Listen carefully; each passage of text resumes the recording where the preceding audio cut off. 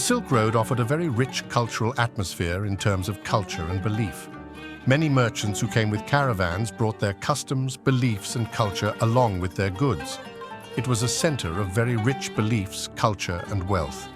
The Silk Road was a center of not only merchants, but also from east to west and west. It was also the path of sages, armies, ideas, religions, and cultures to the east. And it was a multicultural atmosphere where many people and societies changed religions and made great profits. For example, the Spanish Jews who escaped from the Inquisition settled in Bukhara over time. They dominated the diamond and emerald trade. Carob seeds were used as a measure, determined its weight and called the weight of each carat. Then these, with the emergence of Islam, he followed the Al-Albayt lineage and imams who escaped from the Umayyad tyranny. Man's return to the center that produces cultural values created a cultural atmosphere in his belief. Many temples were established under this atmosphere. After the Arab invasion, many of these temples were destroyed. With the differentiation of life together, this cultural atmosphere caused the reinterpretation of Islam. The work of the representatives of Al-Albayt, who are opposed to Umayyadism, was also effective here. In this respect, a new interpretation was developed with the contribution of Al-Albayt to Islam with the intense culture of Asia. One of the most important ones here is Ahmet Yesevi. Later, Feridun Attar, Iranian schools Sebusteri, Semzi, Tebrizi are examples. Yesevi's school is a new trend in Islam. Under him, he trained dervishes and clerics who interpreted Islam in the esoteric world. These also revealed a separate school and belief in Islam with their interpretations. These are the foundations of the source from which Alevism comes.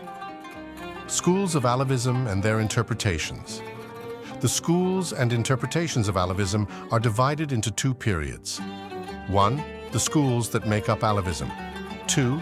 The participation of different interpretations and schools within Islam to Bektashism. Representatives of Asian-oriented beliefs in the formation of Alevism found their identity with a common combination of beliefs. The differences of cultural and religious beliefs on this Silk Road route took place where the temples and places of worship were located. These beliefs carried different interpretations. These free worships united in a common melting pot over time. These main components are Zoroastrianism, Shamanism, Sabianism, Semanaye, Manichaeism, two interpretation currents of Islam, synthesized with the foundations of old beliefs, emerged. Commentators of Sufism within Islam joined Bektashism in the following period and established the foundations of Alevism. That's why each region has different traditions, interpretations, customs, and sema around the hearth or father.